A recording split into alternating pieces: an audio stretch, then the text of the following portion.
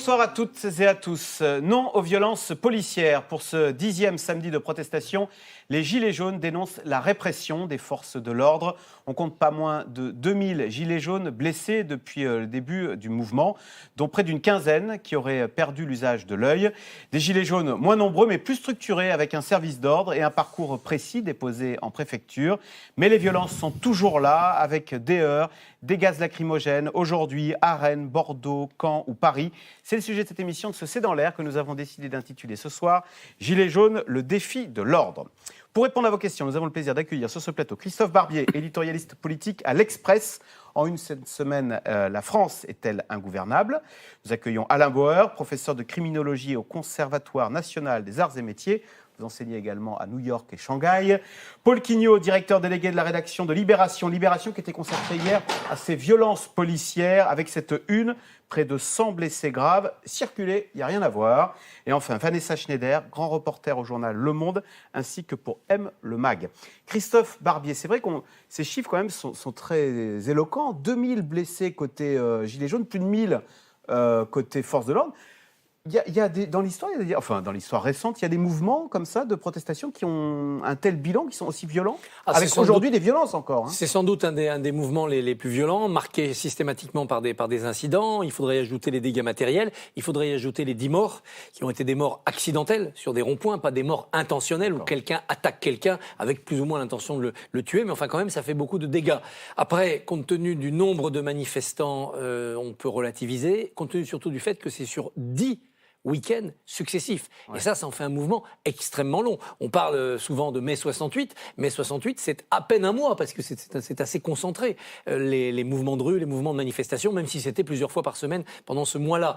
Quand on se souvient d'événements sociaux avec de grands cortèges, comme par exemple novembre 95, le gouvernement cède assez vite, ça ne franchit pas Noël. Quand on a eu les luttes contre, par exemple, le CPE contre Dominique de Villepin, au tout début de l'année 2006, ça a duré quelques semaines aussi. Donc la virulence croisée avec la longueur du mouvement, ça donne ce genre de résultat. On peut d'autant plus s'en inquiéter que, compte tenu du grand débat national et de son calendrier jusqu'à la mi-mars, il n'y a pas de raison que les Gilets jaunes ne veuillent pas maintenir la pression dans la rue jusqu'à la fin de ce grand débat. Donc on va peut-être en reprendre pour 6 ou 8 week-ends de plus de mobilisation. Quand on arrivera à l'acte 15 ou à l'acte 20, on risque encore d'augmenter ces chiffres. Alors Paul Quignot, Libération donc, a consacré hier, a fait tout un dossier sur ces violences policières. Comment vous l'expliquez que ce mouvement soit aussi violent ? Parce que c'est un mouvement qui n'est pas encadré. Alors même si aujourd'hui, il se voulait encadrer, mais il y a encore des violences, on l'a vu à Paris. Alors, il y en a encore, manifestement, il y en a quand même un petit peu moins qu'au début du mouvement, et notamment que le 1er décembre.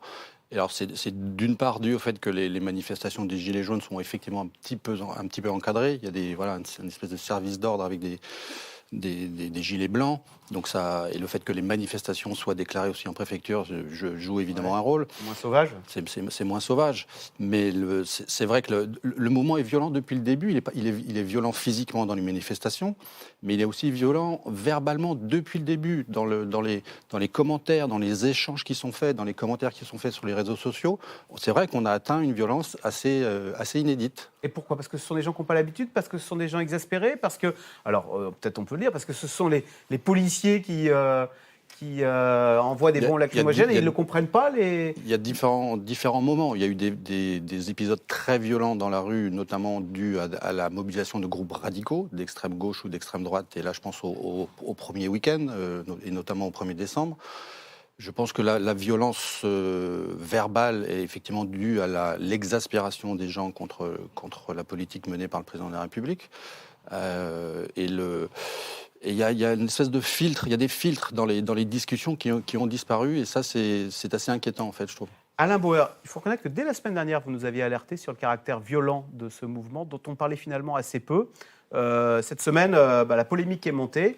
C'est spécialement violent par rapport au mouvement précédent, par rapport à ce qu'on constate à l'étranger, et on aurait tort de s'y habituer.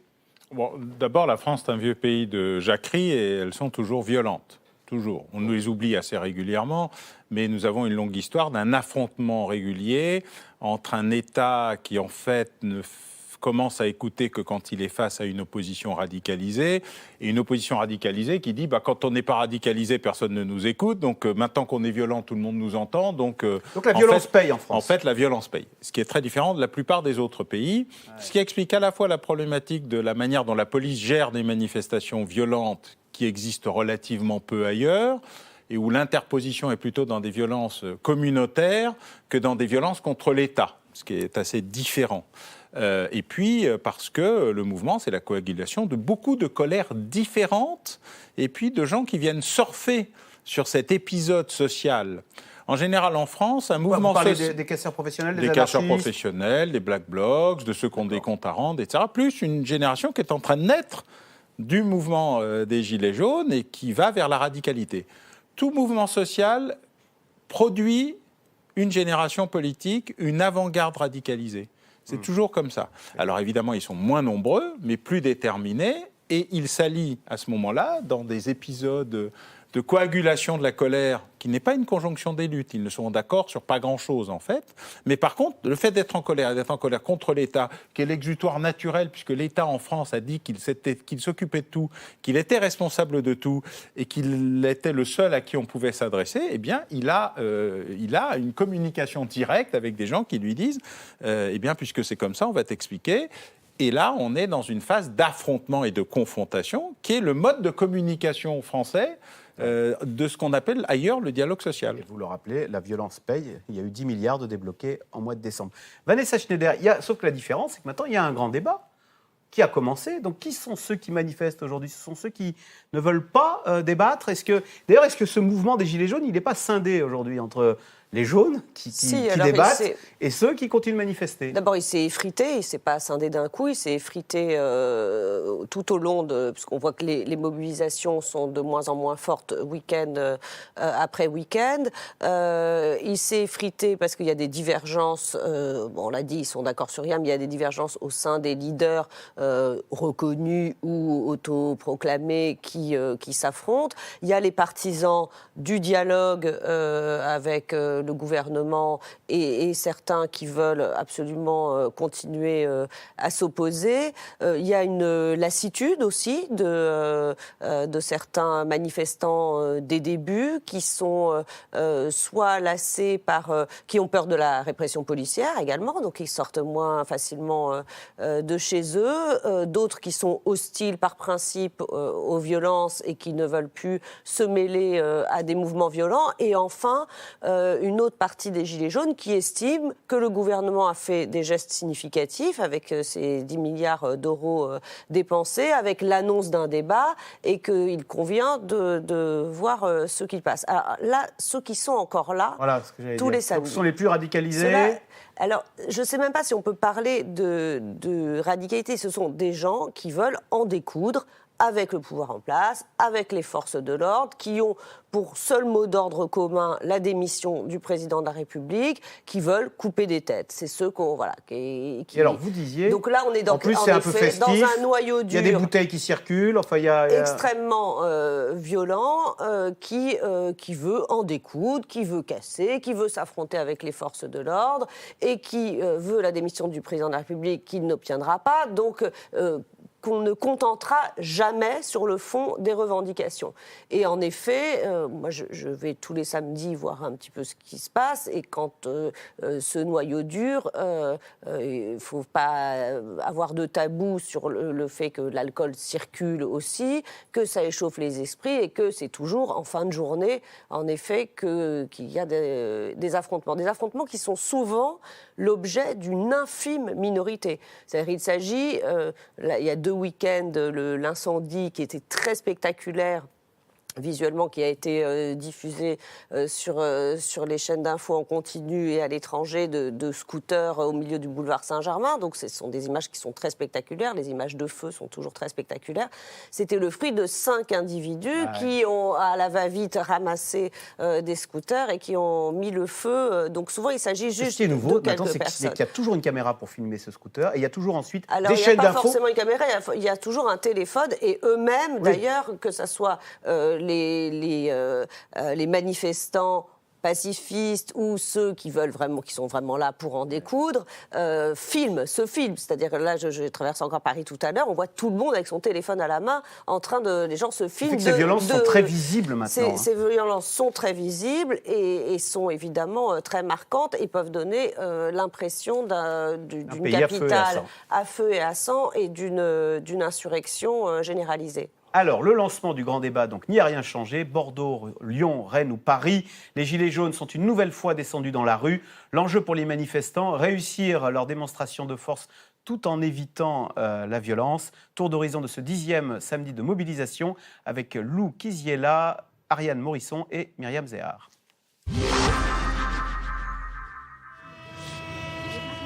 C'est la première fois qu'ils manifestent à Paris. Pour cet acte 10, ces gilets jaunes sont venus tout spécialement de Moselle.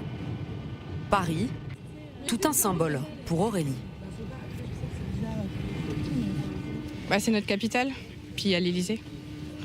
Donc c'est vrai que pour nous, c'est plus l'image en fait de Paris.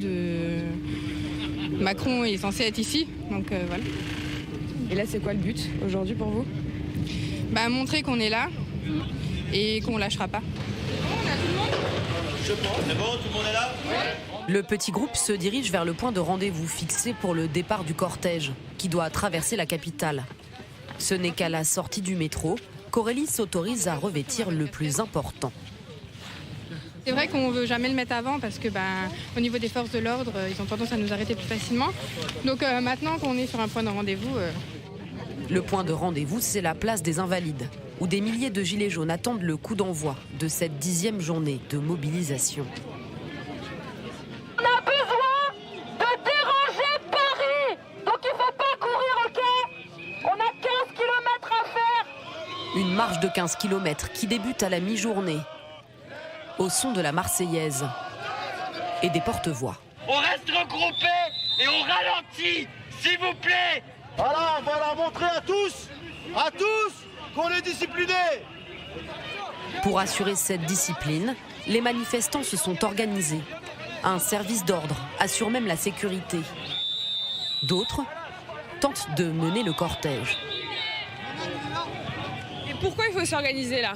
Pourquoi il faut s'organiser ? Pour tout simplement leur montrer à ceux qui sont là-bas avec leur petit giro bleu qu'on peut marcher sans faire de violence, tout simplement. Ne pas tomber dans le piège de la violence. Un enjeu pour ces gilets jaunes qui, en cet acte 10, abordent un autre défi. Celui de se compter, afin de contester les chiffres du ministère de l'Intérieur qu'ils estiment bien en dessous de la réalité. La veille, Christophe Castaner, lui, misait sur un affaiblissement du mouvement. Vous savez, pour filer la métaphore théâtrale, la pièce s'éternise. Il n'y a plus grand monde, ni sur la scène, ni dans la salle. Pour moi, il est temps de changer de pièce. Ce qui m'intéresse, c'est l'acte 1 du débat national. Mais aujourd'hui, plusieurs villes de France se sont encore mobilisées. Comme Bordeaux, où le mouvement reste particulièrement suivi. Ou encore à Rennes, où quelques tensions éclatent dans l'après-midi. Des milliers de manifestants dans plusieurs villes de France. Comme ici à Lyon, le lancement du grand débat national cette semaine ne les a visiblement pas convaincus.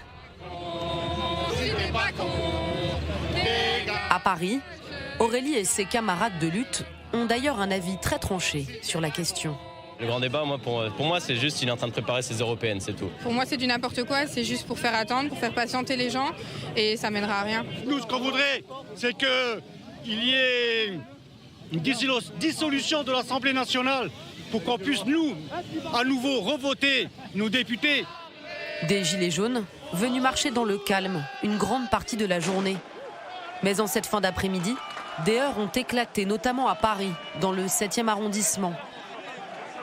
Mais aussi dans le centre de Bordeaux, où les policiers ont usé de canons à eau pour tenter de disperser les manifestants.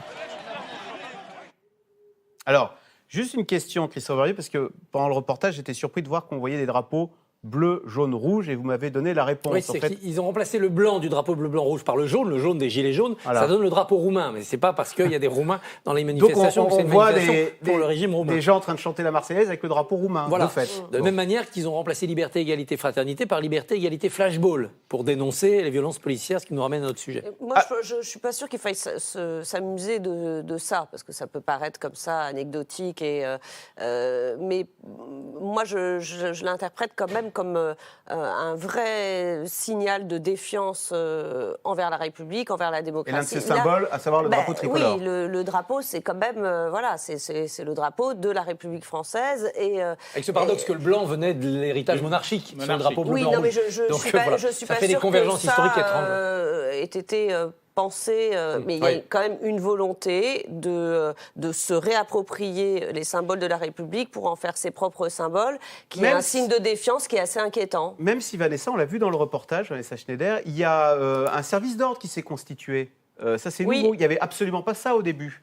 Il y a quand même une volonté de mieux encadrer ce mouvement. Parce que, justement, les violences ont été très critiquées aussi en interne, parce que les Gilets jaunes savent que s'ils sont chaque samedi moins nombreux, c'est parce qu'il y a des Gilets jaunes qui désapprouvent les violences ou qui ont peur de se retrouver confrontés à la violence et d'en subir les effets.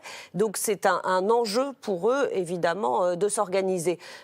Quand Christophe Barbier faisait le parallèle tout à l'heure avec d'autres époques de manifestations qui pouvaient être... c'était des manifestations organisées par des professionnels de la manifestation qui s'appellent les syndicats. Les syndicats sont des professionnels de la manifestation, sont habitués à organiser des cortèges, à avoir des services d'ordre, sont en lien d'ailleurs avec la préfecture, avec les forces de l'ordre, il y a des discussions en amont, tout ça. Et donc s'il y avait, il y a toujours eu le phénomène des casseurs à la fin, mais on était dans des choses qui étaient connues de part et d'autre et qui pouvaient être à peu près maîtrisées de part et d'autre. Pourquoi là, il y a eu un tel déferlement de violence? C'est que là, pour le coup, on n'est pas du tout face à des professionnels ni de la politique ni de la manifestation. Beaucoup de gilets jaunes sont des primo-manifestants, n'ont jamais manifesté de leur vie, ne connaissent pas forcément Paris, se dispersent par petits groupes et réagissent de façon instinctive en fonction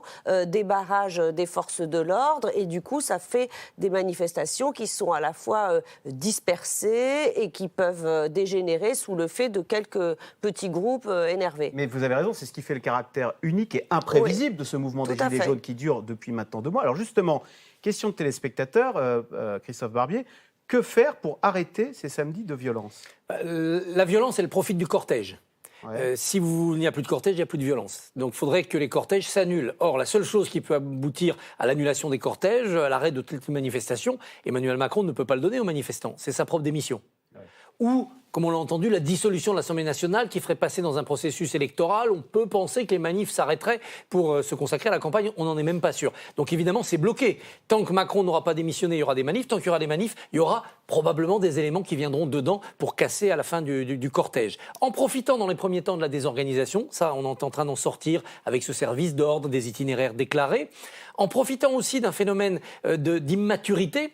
Et si on peut refaire un parallèle historique, ça ressemble quand même aux toutes premières manifestations de mai 68, avant que les syndicats s'en mêlent. Quand même, c'était des gens qui n'étaient pas encadrés et qui prenaient comme ça possession de rues. Sauf que c'était des manifestations quasi statiques pour certaines. On faisait des barricades avec des gens très éduqués, très idéologisés, des étudiants.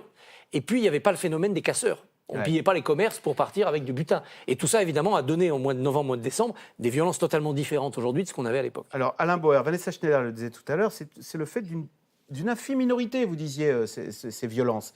Mais est-ce que la police les arrête quand même? Il y a des...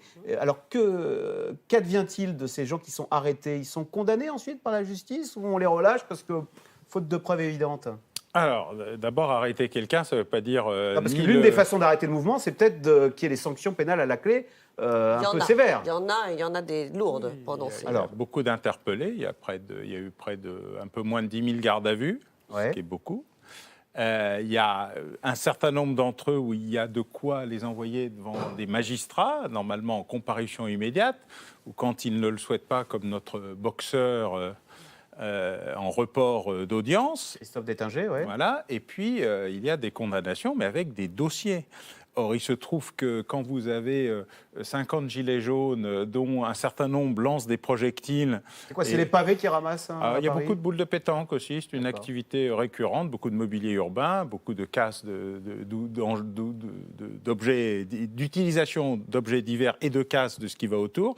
Par exemple, le feu rouge est un objectif privilégié d'une partie des casseurs. Nul ne sait pourquoi particulièrement, parce que ça ne se lance pas et qu'a priori, c'est fait plutôt pour protéger et les automobilistes et les piétons, mais c'est comme ça. Et donc, comment ça se passe? Quand un policier attrape quelqu'un qui est en train de lancer une boule de pétanque ou en train de détruire un feu rouge, qu'est-ce qui lui arrive? Il essaye d'expliquer qu'il a vu monsieur machin faire ça, et les plus professionnels d'entre eux, comme disait un des procureurs que je connais bien, sont ceux qui courent plus vite, donc ce sont ceux qui sont le moins arrêtés.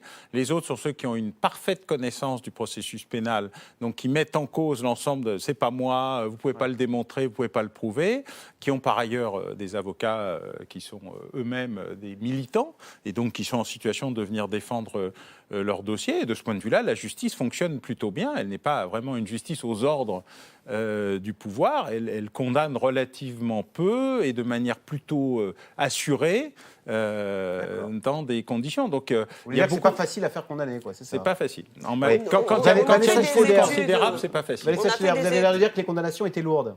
Il peut avoir des condamnations lourdes quand le suspect était pris en flagrant délit et que les preuves sont réunies. Il y a eu, on a fait une série de reportages dans le monde au sein de, justement, certains de nos reporters ont passé des journées entières dans les tribunaux, donc ce qui était assez intéressant d'ailleurs pour voir le profil des gens qui avaient été interpellés. Et puis, en effet, les condamnations à la fin, il y a des condamnations qui sont prononcées, qui sont plus ou moins lourdes, en fonction de la gravité des faits, en fonction évidemment des preuves qui sont apportées, et puis en fonction aussi du casier ou non de la personne, du passé judiciaire de la personne qui est interpellée. Donc la police fait son travail, il y a énormément d'arrestations, puisque les manifestants parlent même d'arrestations abusives. On se souvient que sur certains rassemblements, à peine certains étaient sortis de leur parking ou de la gare, ils se retrouvaient déjà en garde à vue. Je ne sais plus, c'était l'acte 3 où il y avait eu un nombre de gardes à vue préventives absolument exceptionnel. Là, c'était du jamais vu. Non, mais la question est, est-ce qu'on peut en France impunément mettre le feu à une mobilette, là, enfin, on ne dit plus mobilette maintenant, on dit un scooter, et ensuite, cette vidéo, on le sait, va être reprise sur les chaînes d'infos, sur CNN, et on va avoir l'impression d'une capitale à feu.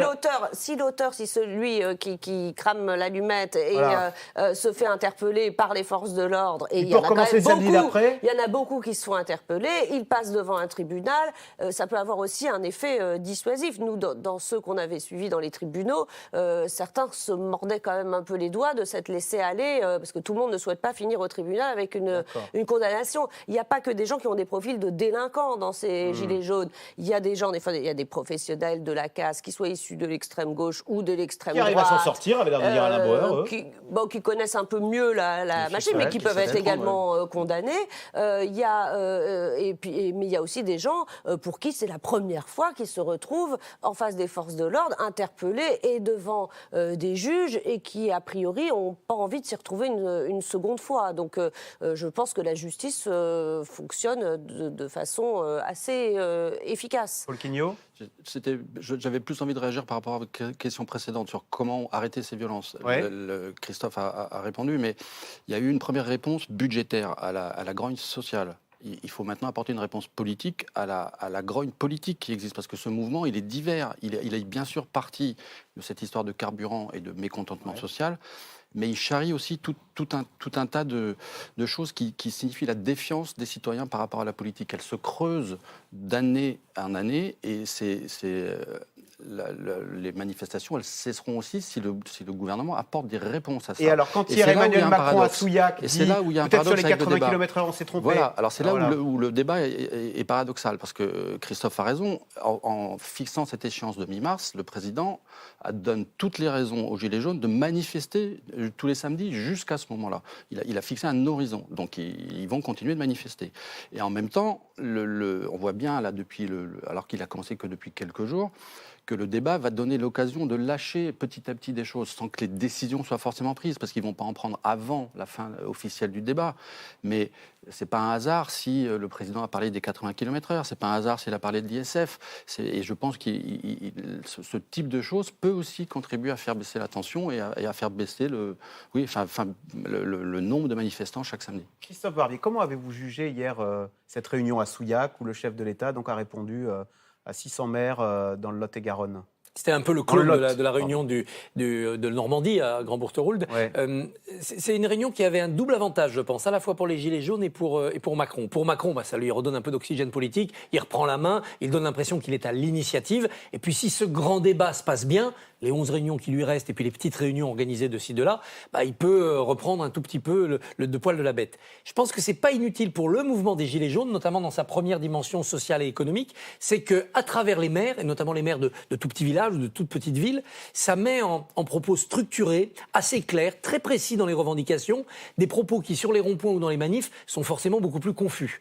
Rassemblent de la colère, de l'émotion, de la souffrance, pour aboutir parfois à des choses contradictoires ou pas toujours compréhensibles. Les maires, eux, sont au contact de cette réalité sociale, mais arrivent à la transcrire, j'allais dire presque en langage administratif, en expliquant au président que c'est telle norme, telle règle, telle taxe, tel impôt, telle décision qui ont fait dérailler le pacte social. Et ça peut être très utile. Il faut évidemment que cette colère du mois de novembre, qui vient de beaucoup plus loin, elle puisse à un moment donné être formulée de manière rationnelle. Sinon, il n'y aura pas de réponse politique possible, il n'y aura surtout pas de réponse juridique possible. Or, il faudra bien des décrets, des lois, des budgets, peut-être des référendums, pour revenir vers le peuple en lui disant on a compris, voilà ce qu'on propose, est-ce que vous approuvez ou non ? Est-ce que le Parlement le vote ou pas ?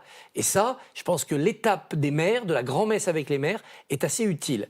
Maintenant, il ne peut pas faire encore 11 fois ça, parce qu'on va finir par s'ennuyer dans une espèce de Macron-circus avec des séances de 6 heures à chaque fois. Il faut qu'il passe à quelque chose d'à la fois plus fluide et plus vivant. Pourquoi ne pas répondre à chaque maire ? Là, on prend 20 questions, puis on fait 20 réponses. Alors, c'est un peu... pourquoi ne pas avoir sur des tables rondes avec un peu moins de monde, peut-être des tables rondes thématiques, un regard et un travail un petit peu plus en profondeur ? On les voit, les problèmes. Pouvoir d'achat, fiscalité, mobilité, etc. Eh bien, il pourrait faire des réunions dans les régions, où chaque région prendrait à sa charge une difficulté, par exemple la mobilité. Et puis, on va au bout plutôt que faire 13 fois le même débat. 13 fois le même débat, débat général où sortent évidemment beaucoup de choses qui sont redondantes. Je mets à part un débat qui, lui, va évidemment avoir sa spécificité, c'est s'il va en Corse. Là, il y a beaucoup d'autres choses qui vont se mêler, qui correspondent à une autre forme de malaise politique. Mais s'il fait ça, il peut gagner encore quelques crans dans la précision chirurgicale du débat et donc dans son utilité. Il faut préciser aussi que les débats ne vont pas se résumer au déplacement du président. Il y a les petits débats. Il y a les débats du chef de l'État avec les maires et ensuite il y a les débats des citoyens. On va revenir sur ces violences policières et sur toute la polémique qui est montée cette semaine. Donc c'est le nouveau flashball des forces de l'ordre. Enfin, on ne dit plus flashball maintenant, on parle du lanceur de balles de défense. C'est une arme dont l'utilisation est justifiée selon le ministre de l'Intérieur. Et pourtant, le défenseur des droits, lui, dénonce sa dangerosité. Depuis le début du mouvement, des dizaines de gilets jaunes auraient été blessés. Et vous allez le voir, certains grièvement. Sujet de Juliette Vallon et Diane Cacciarella.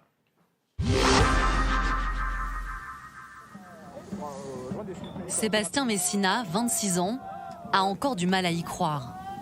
Présent dans la manifestation des Gilets jaunes à Paris samedi dernier, il affirme avoir été touché par un tir de lanceur de balles de défense de la part des forces de l'ordre.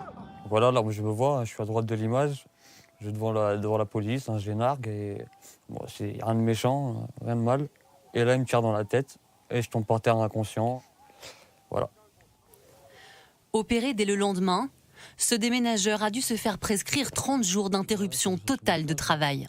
Les conséquences, c'est donc fracture de la mâchoire déplacée, 5 dents cassées. Et donc sur le moment, j'étais un peu paralysé. Donc ça, à force de parler, ça se soigne peut-être, j'espère. Donc c'était tout mon souhait. On va porter plainte devant de tout ce qu'on peut. Tout ce qu'on peut et tout ce qu'il faudra porter plainte, on ira jusqu'au bout de notre démarche. Ça prendra du temps et je suis prêt à perdre mon temps pour ça. Je perdais mes samedis pour les Gilets jaunes. Je perdrai du temps pour dire que voilà, j'ai rien fait de mal et c'est une erreur de la police. Des forces de l'ordre, clairement mises en cause. D'autant que Sébastien n'est pas le seul à porter de telles accusations. Selon plusieurs journaux, dont le quotidien Libération, il y aurait 94 blessés graves parmi les Gilets jaunes depuis le début du mouvement mi-novembre. Sur cette vidéo amateur tournée à Bordeaux samedi dernier, on peut voir un homme à terre. Selon sa femme, il aurait lui aussi été victime d'un tir des forces de l'ordre et a passé plusieurs jours dans le coma. Derrière ces images, une arme fait particulièrement polémique. Son nom, LBD 40. Ces pistolets qui ont remplacé les flashballs sont dotés de balles de défense de 40 mm de diamètre. En cas de tir, les forces de l'ordre sont censées respecter une distance de 10 mètres sans jamais viser la tête ou les parties génitales. Une arme dite de force intermédiaire, jugée dangereuse par le défenseur des droits Jacques Toubon, qui réclame son interdiction. Nous avons demandé le moratoire. Nous avons demandé que tout ça soit réétudié. Je l'ai encore fait dans un rapport déposé il y a 1 an auprès du président de l'Assemblée nationale. Sans effet. Sur la doctrine du maintien de l'ordre. Et je dis simplement que j'espère que devant l'évidence aujourd'hui de ce que nous avons dit, la dangerosité de ces armes de force intermédiaire, le gouvernement prendra des dispositions.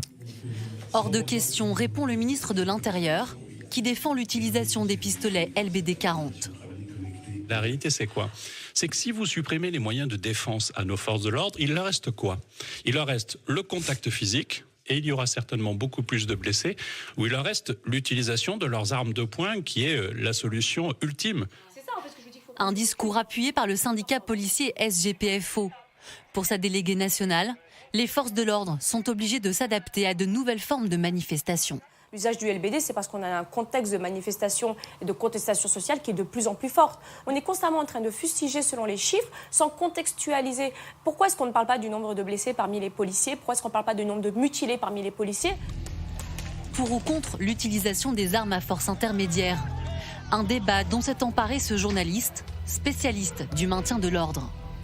Depuis le début du mouvement des Gilets jaunes, David Dufresne répertorie sur Twitter les violences dont sont victimes selon lui des centaines de manifestants. Il dénonce notamment le manque de formation de certains membres des forces de l'ordre mobilisés lors des manifestations. Ceux qui sont formés à ça, les professionnels, c'est les CRS, c'est les gendarmes mobiles, c'est pas des agneaux.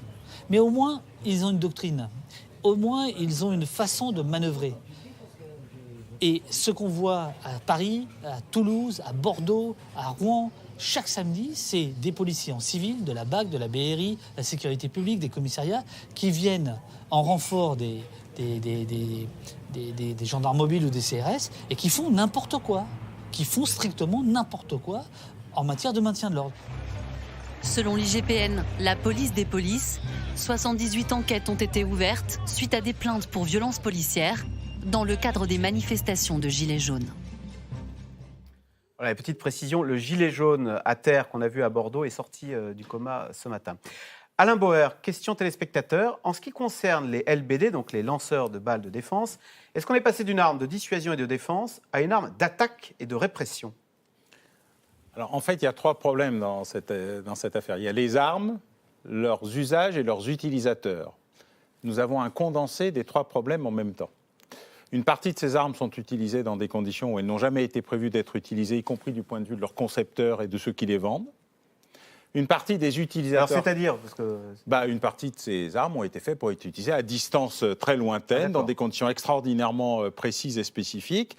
Et on a changé le flashball, l'ancêtre du LBD, en LBD, en doublant la puissance de cette arme, doublant la distance possible de cette arme, c'est-à-dire de 15 mètres à 50 mètres, grosso modo, en réduisant le diamètre du projectile, c'est-à-dire qu'il fait très exactement aujourd'hui la circonférence d'un œil, alors qu'avant, le projectile était légèrement plus large. Donc et plus c'est petit, plus c'est... vous êtes sûr de perdre votre œil si ça arrive là. Plus c'est gros, plus le dégât est peut-être spectaculaire, mais moins il est étalé, oui, d'accord. Voilà, c'est un phénomène cinétique.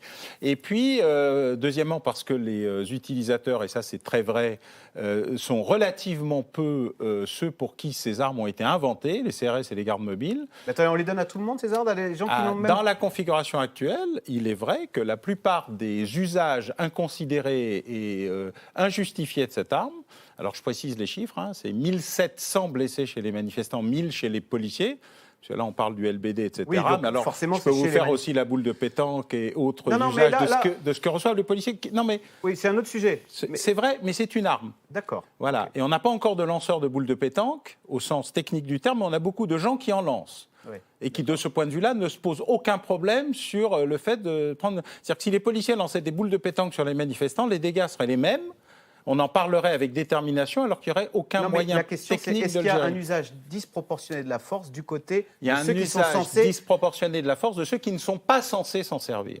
C'est-à-dire Et il y a un usage extraordinairement mesuré. Comme il y a 80 000 policiers en Ouais. France, la plupart d'entre eux ont la même tenue de maintien de l'ordre, ce qui fait que tout le monde dit c'est des CRS, c'est des CRS, c'est des CRS, alors que la quasi-totalité de ceux qui sont mis en cause dans l'usage inconsidéré de ces armes n'en sont pas. Donc ils ne sont pas formés. Non, il y a des ils gens sont qui l'utilisent, formés ils sont pas aux formés. violences urbaines dans des conditions très particulières et alors extrêmement lointaines, mais pas à l'affrontement, à la confrontation et à la manifestation, encore plus avec des gens aussi divers et aussi inexpérimentés ou primo-manifestants que ceux qui est face à ça. Et comme ils sont débordés, parce que les effectifs de CRS et de garde mobile ont fondu. Il y en a de moins en moins. Et il y a quelques semaines encore, il était encore prévu de réduire les effectifs comme si les gardes mobiles et les CRS ne servaient à rien du point de vue de la gestion de l'ordre. D'accord. Il y a donc une difficulté majeure et donc il y a un problème de type d'armement qui sont tout à fait dangereux. La grenade de désencerclement étant bien pire. Alors ça, c'est autre chose. Cette grenade, alors qui provoque des mains arrachées. Oui, parce qu'elle a d'une TNT. Alors comment peut-on se retrouver avec une main arrachée à cause il y a d'une grenade? deux catégories. Il y a d'abord ceux qui ramassent la grenade pour la relancer. Et là, l'inexpérience seule peut justifier ça, parce que tout manifestant relativement normal sait que quand il y a une grenade qui arrive, on s'en va pour la laisser exploser. Il y a ceux qui sont blessés de manière indirecte. La grenade rebondit, ou ils sont à côté d'une grenade, et là, ce sont des blessures plutôt aux membres inférieurs. Et puis, il y a ceux qui, effectivement, relancent la grenade, et là, c'est là où il y a les dégâts les plus importants. Quel notamment effet produit-elle, cette grenade? Elle explose. Elle explose. Elle a du TNT. 165 décibels, c'est beaucoup. Les problèmes ne sont pas le bruit. Hein. Ouais. Le bruit, il est là pour créer une sorte de choc, d'étourdissement. Non, le problème, c'est le TNT. Cette grenade est une grenade. Elle porte le nom de grenade. C'est une grenade. C'est une grenade d'un autre type que la grenade de la guerre, mais c'est une grenade. Donc il y a l'explosion d'une part. Donc cette arme est dangereuse et elle doit être limitée, grosso modo, à la gestion de l'insurrection. Et à des professionnels, c'est-à-dire qu'il faut réduire le nombre d'utilisateurs, réduire la panoplie de l'armement, la laisser à ceux qui savent s'en servir et faire attention au fait que les nouveaux équipements sont plus précis mais beaucoup plus dangereux, car beaucoup plus puissants et qui vont beaucoup plus loin. Ils rebondissent plus et ils provoquent des dégâts collatéraux, comme on dit dans ces cas-là, considérables. Donc il y a un problème d'armement, il pose un problème, et le défenseur des droits a parfaitement raison dans ce qu'il a dit de manière très détaillée sur la question. Il y a un problème d'usage de ces équipements qui ne sont pas faits pour ça. Il y a un problème surtout d'usagers et d'utilisateurs de ces armes qui ont été diffusés très largement et beaucoup trop largement. Voilà. Et on le voit d'ailleurs quand on identifie ceux qui sont mis en cause dans l'usage non rationnel ou non proportionné de ces armes. Parce que les policiers se retrouvent ensuite convoqués par l'IGPN on sait qui a tiré quoi. Donc au bout d'un moment, il est assez facile d'identifier en masse, si ce sont des CRS ou des gardes mobiles, très peu, il y en a mais très peu, et si ce sont toutes les autres unités mises en place, y compris des policiers, donc il y a les poursuites, des policiers de proximité à qui on a mis une tenue maintien de l'ordre et à qui on a donné Il y a des poursuites contre des policiers qui auraient fait un usage. L'IGPN fait un recensement, les poursuites, il y en a un certain nombre, mais pour l'instant on est dans le recensement. Alors Vanessa Schneider. Oui, moi je voulais dire deux choses. La première, c'est que en effet, il n'y a pas d'impunité sur les forces de l'ordre, que les forces de l'ordre font face à des violences répétées, nombreuses. Ça fait déjà quelques années où on sait que les forces de l'ordre sont sous tension avec la lutte contre le terrorisme, et là avec ces gilets jaunes qui, semaine après semaine, donc il y a une très grande fatigue. Je ne dis pas ça pour c'est ce que dit Christophe Castaner. Le contexte reste néanmoins important. Je pense que là, c'est presque miraculeux qu'il n'y ait pas eu plus de blessés graves, voire de morts. On a vu certains policiers se faire acculer dans des situations où ils étaient vraiment menacés directement, sortir leurs armes, non pas tirer, on va dire, on va pas se réjouir. Leurs armes à feu, non pas... On va se dire, on ne va pas se réjouir en effet que la police... Mais on a quand même des forces de l'ordre dans ce pays qui sont bien formées, qui pour l'instant essayent il n'y a pas eu trop d'énormes bavures, et il faut quand même réaliser que dans un certain nombre d'autres pays, à commencer par les États-Unis, on serait déjà dans une situation beaucoup plus dramatique avec des tirs directs. Ceci étant dit, la réponse de Castaner, elle n'est pas audible. On ne peut pas dire circuler, il n'y a rien à voir. On ne peut pas nier les violences policières. Il faut les répertorier. Il faut évidemment pas les nier et il faut informer. On est dans une époque de fake news où tout le monde répercute un peu tout et n'importe quoi. Le devoir principal du gouvernement et de l'État français est de dire les choses et de dire, y compris quand certains membres des forces de l'ordre se comportent mal, et de les sanctionner s'ils doivent être sanctionnés. Donc cette réponse qui consiste à dire il n'y a pas de débat, elle est absolument pas audible. En ce qui concerne les armes, ce sera le dernier point. C'est déjà arrivé par le passé qu'on renonce à un certain type d'armement parce que justement, il y a eu, je pense au cas des manifestations de Vaquet, avec la mort de ce jeune homme, Malik Oussekine, qui avait été tapé par à l'époque, on appelait ça les policiers voltigeurs, qui étaient sur des petites motos, à l'arrière des motos, et la décision a été prise de supprimer, du coup, le recours à ce type de... donc on peut... On peut faire évoluer les pratiques. On peut faire évoluer les pratiques, et donc c'est pour ça que la réponse de Castaner, de ce point de vue-là, n'est pas audible. Alors justement, Paul Quignot, vous avez cherché à interviewer Paul Castaner, il n'a pas voulu vous répondre. Christophe. Non, Christophe Castaner, effectivement, les gens qui travaillent à Libération sur ces questions ont essayé de l'interviewer, puisqu'on a pas mal travaillé sur effectivement le nombre de victimes et sur cette polémique autour des armes qu'utilisent les policiers. Donc on a évidemment cherché à le contacter et on n'a jamais eu de réponse. Alors donc, quel est le profil de ces victimes? Qu'est-ce qu'elles vous ont dit? C'est vrai que les victimes sont souvent on en parlait tout à l'heure, des primo-manifestants. On n'a pas affaire à des professionnels de la bagarre et encore moins de la casse, parce que ces gens-là, effectivement, savent qu'on ne ramasse pas une grenade et savent très bien se retirer quand ça devient trop compliqué. Donc on a plutôt affaire à des citoyens, à des manifestants normaux, peut-être un petit peu radicalisés à la fois dans leurs propos et dans leur attitude, mais qui ne sont pas des casseurs professionnels. C'est des gens qui sont...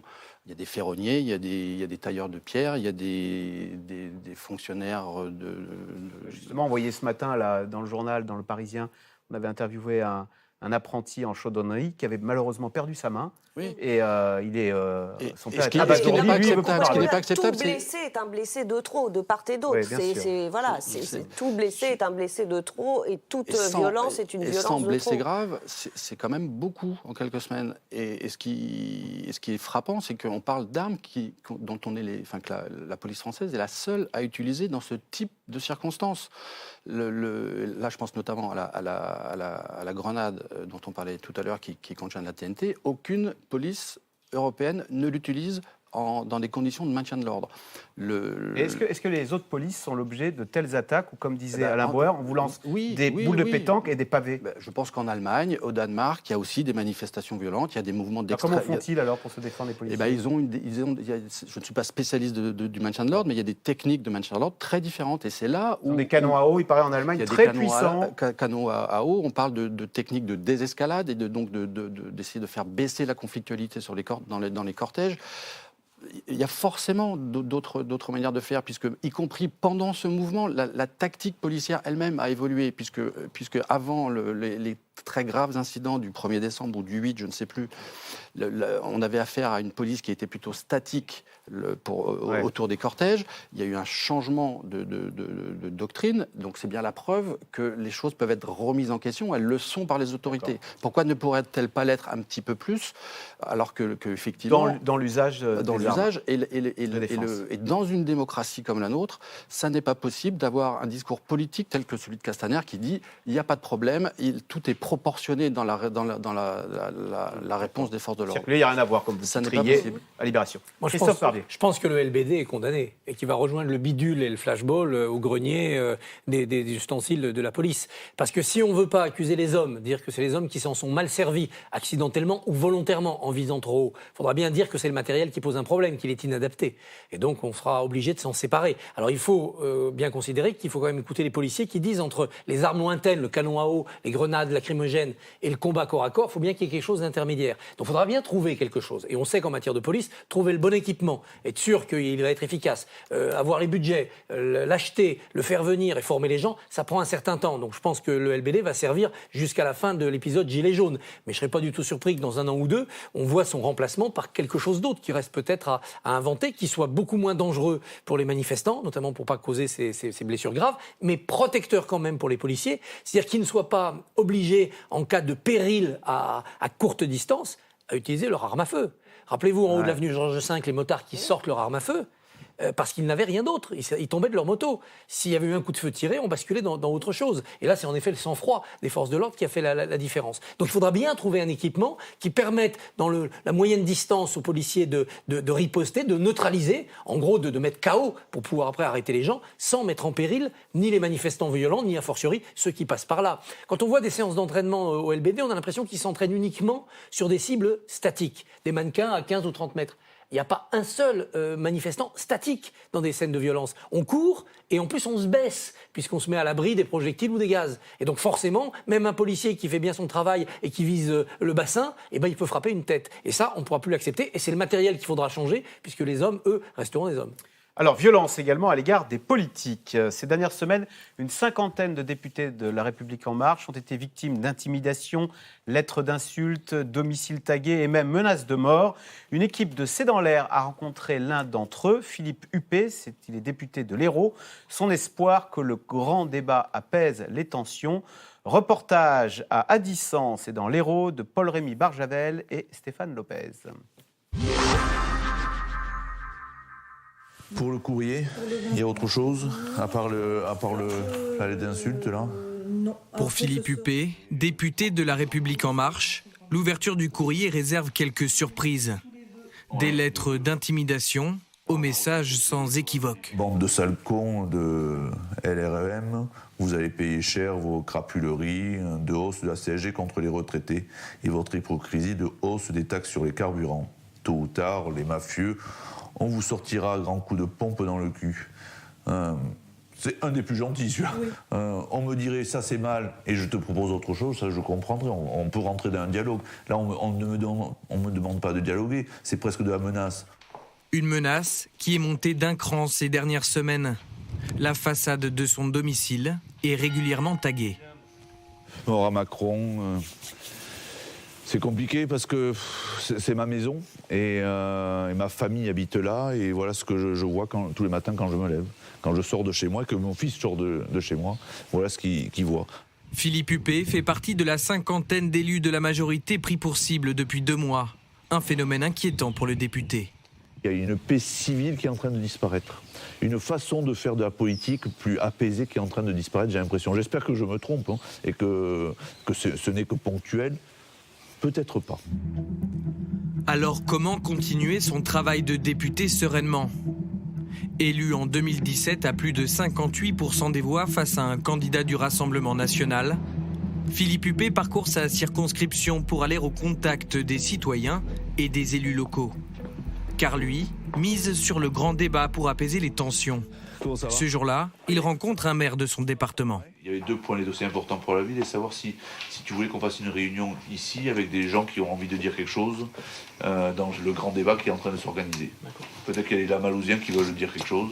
Alors moi j'ai mis le cahier de doléances en place. J'essaie d'être en contact le maximum avec les maires, les citoyens, pour toujours me ressourcer.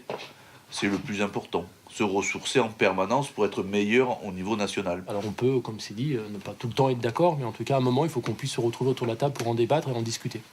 Discuter et conserver un lien avec le terrain même le plus hostile. Saint-Pons de Thomières est l'un des bastions des Gilets jaunes dans le département. Ici vit Pierre Blondeau, figure de l'extrême gauche radicale, et l'un des chefs de file des Gilets jaunes de la commune. Et il a déjà préparé ses doléances. Justement, moi je voulais vous dire, bon, il y a bien sûr le pouvoir d'achat, mais il y a aussi l'aménagement du territoire, les services publics à revaloriser. Le député écoute, mais ne rate pas l'occasion de défendre l'action du gouvernement. Non, mais c'est pas... Il faut réformer pour améliorer le système. Ouais, pour qui ? Pour les Français. Pour les Français. Lesquels Pour les Français. Non, vous avez bien entendu. C'est toujours utile de discuter avec les gens, c'est la base même de la société. Dire, tant qu'on discute ensemble, même si on s'invective de temps en temps, c'est quand même positif. Cette discussion, d'après moi, elle est faite pour étouffer le mouvement des citoyens, enfin des Gilets jaunes. Bon, j'espère que je me trompe, hein. Mais voilà. Oui. Donc, maintenant, je vois, j'écoute, je vais voir. Mais personnellement, je n'y crois pas, parce que c'est un enfumage. Une douzaine de débats sont pour le moment programmés dans la 5e circonscription de l'Hérault. Les revendications seront ensuite relayées au niveau national par le député. Vanessa Schneider, ces nouveaux députés, La République En Marche, ils n'imaginaient pas, en entrant en politique, subir de telles violences. Et ils vont probablement rendre leur tablier, là, non ? Il y a beaucoup de choses qu'ils n'imaginaient pas, et en particulier ça. Pourtant, c'est un phénomène qui remonte à plusieurs années, voire plusieurs dizaines d'années. On a une montée de l'antiparlementarisme, de l'anti-politique, de l'anti-élite en général, qui se focalise particulièrement sur les députés. Voilà. Pourquoi les députés plus que les autres élus ? Alors, pourquoi les députés ? Parce que le député est à peu près accusé de tous les maux, c'est-à-dire qu'on le soupçonne d'être voleur, de s'enrichir, de ne servir à rien, puisque soit il fait partie de la majorité, il est le doigt sur la couture du pantalon, soit il fait partie de l'opposition et de toute façon il ne peut pas infléchir la politique, de gagner trop. Et les gouvernements successifs ont essayé d'endiguer ce rejet qui est dangereux pour la démocratie, en mettant en place toute une série de mesures, en limitant la rémunération des députés, en limitant leurs frais, en augmentant les contrôles sur la façon dont ils peuvent gérer donc tout ce qui était critiqué. Et en particulier en imposant le cumul des mandats, qui à mon sens a un effet totalement pervers et inattendu sur ce plan-là. C'est-à-dire qu'un député n'a plus le droit d'être maire. Voilà, c'était quelque chose qui était demandé, qui était souhaité par l'opinion, la fin du cumul des mandats.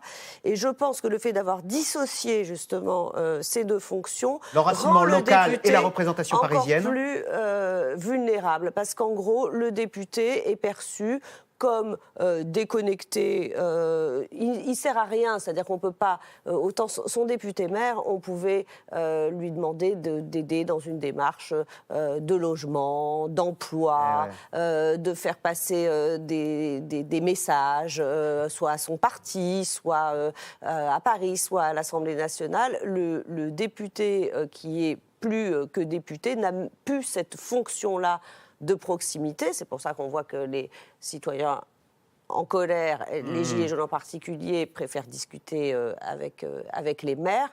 Et donc se cristallise sur le député une haine qu'on n'a jamais vue. Alors là, je rejoins ce que disait Paul Quignot, c'est qu'en effet, de toute façon, on a un degré de violence verbale qui s'est exacerbé. On n'aurait jamais vu des slogans comme ceux qu'on voit ici encore il y a quelques années. Et le député En Marche qui était chef d'entreprise ou profession libérale, à qui on souriait dans la rue et qui maintenant reçoit des lettres d'injures, se fait taguer la porte de son logement, dont les enfants sont insultés à l'école, je ne suis pas sûre qu'il aille se représenter en courant à la prochaine élection. Mais tout ça est assez inquiétant. Comment ils le vivent, les politiques, justement ? Ils ont l'impression... Ils vont se désintéresser de cette vocation ? Oui, ça pourrait donner, et ça aurait pu déjà donner une vague de démission. Tant que la plupart de ces députés ont des suppléants, ils pourraient dire « Moi, stop, j'en peux plus, je dors plus la nuit, ma famille, mes enfants, non, j'en veux pas ». Ils tiennent plutôt le choc pour l'instant, même si c'est pas facile. Ça va sans doute jouer sur leur volonté ou non de se représenter. Ils en auront pris quand même pour leur grade pendant leur mandat. Ça va sans doute les amener à réfléchir, et là, le grand débat peut être utile, savoir s'il ne faut pas revenir sur certaines dispositions. C'est vrai que le cumul des mandats demandé par l'opinion, quand on l'a supprimé, ça a coupé les élus de la nation, les députés sont des élus de la nation, du terrain. Et néanmoins, on ne peut pas être maire de Marseille et un bon sénateur. On ne peut pas être oui, mais le maire de Meaux et un bon député. Voit et on lui dit quand tu seras à Paris, ce qu'il faudrait faire, tu relayeras le message. Ce qu'il aurait fallu faire, c'est changer cette réforme et dire qu'il n'y aura plus de cumul des mandats. Mais pour se présenter aux législatives, il faudra d'abord avoir fait au moins un mandat comme conseiller municipal. Ça veut dire que vous connaissez la réalité, vous êtes connu de vos concitoyens, on ne peut pas vous dire que vous êtes coupé du terrain.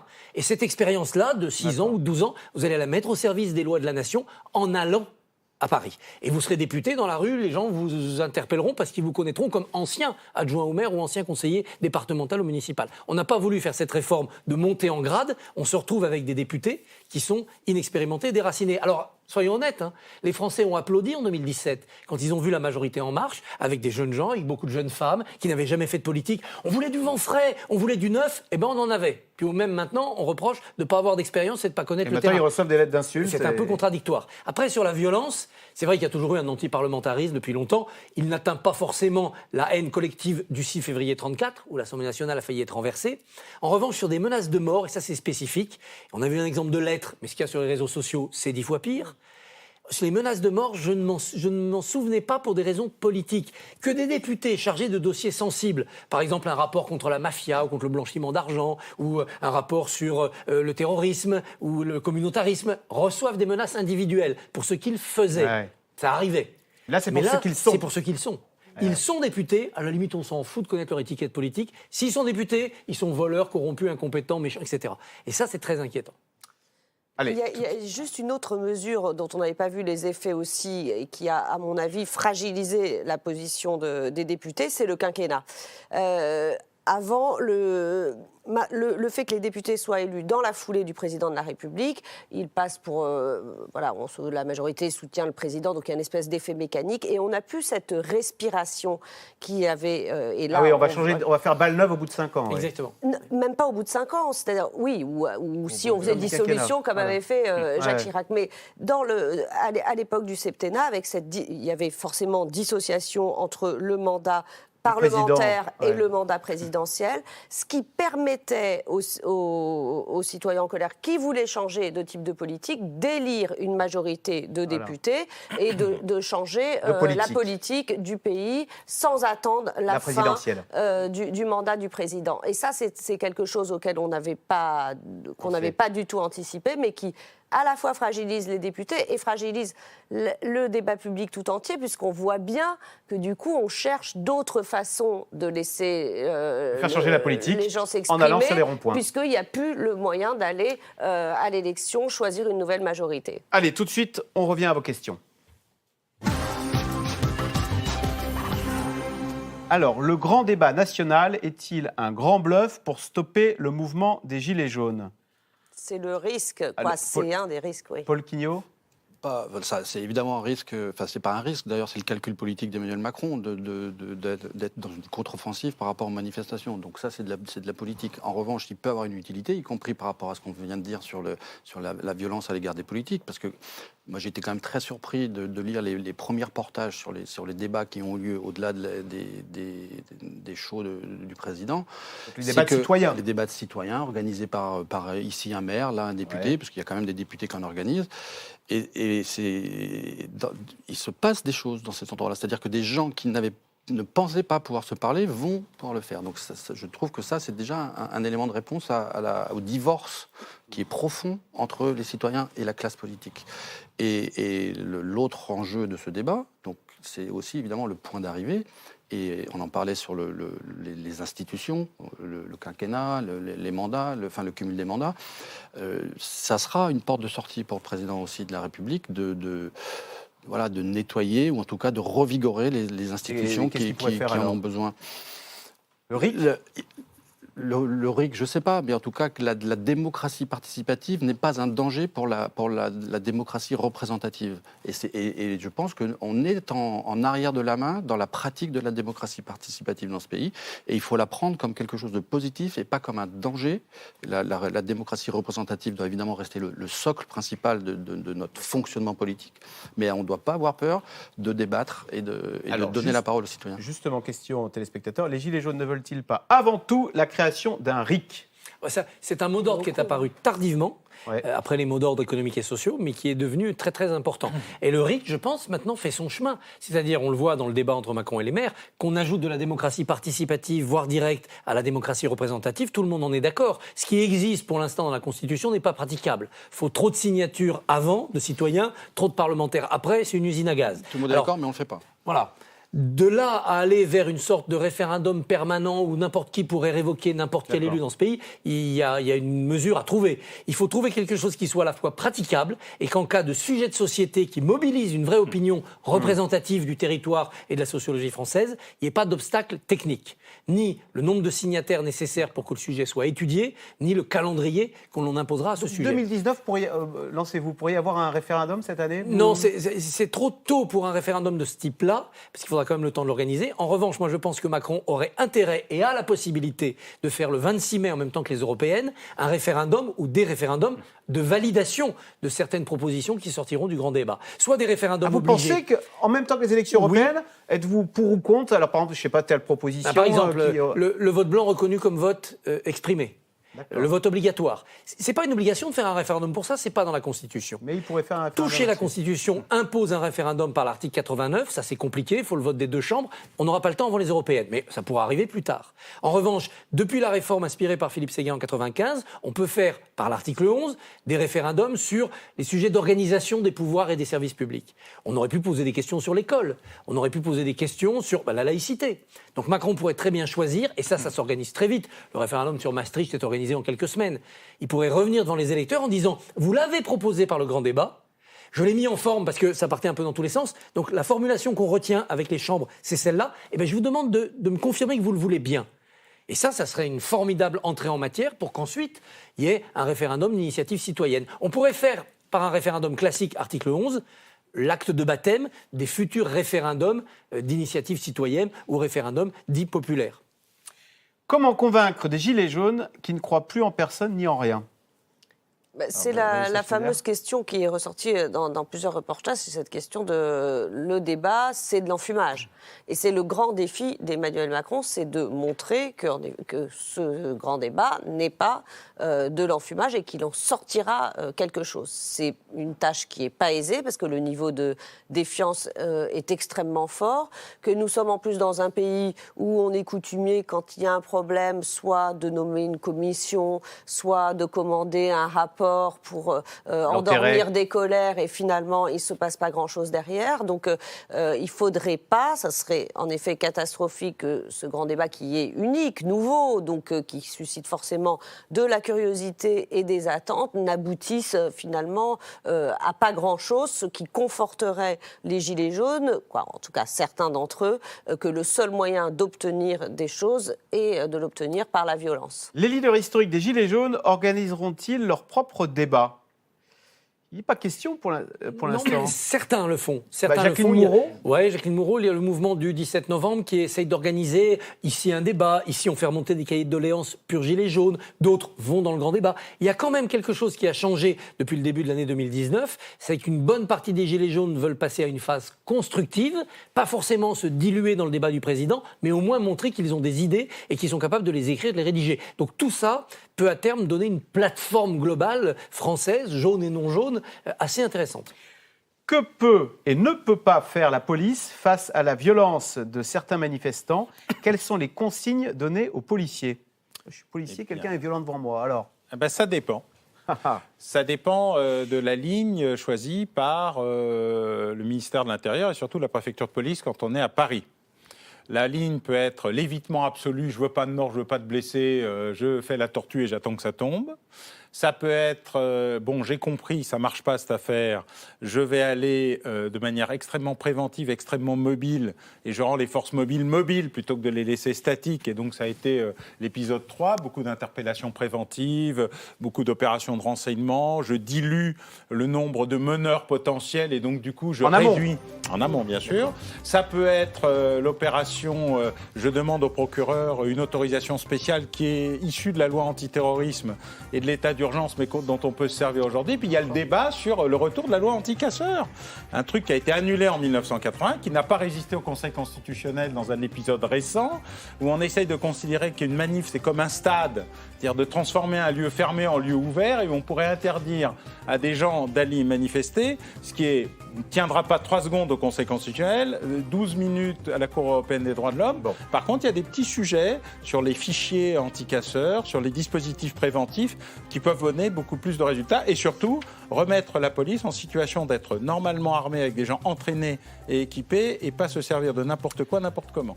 Et bien voilà, c'est la fin de cette émission. Merci d'y avoir participé, merci de l'avoir suivi. Lundi, vous retrouverez Caroline Roux pour un nouveau C'est dans l'air. Demain, c'est politique. Karim Rissouli qui recevra Camille Pascal. C'est l'ancienne plume de Nicolas Sarkozy qui est aujourd'hui romancier. Et vous restez sur France 5 à suivre C'est l'hebdo. Bonne soirée sur France 5.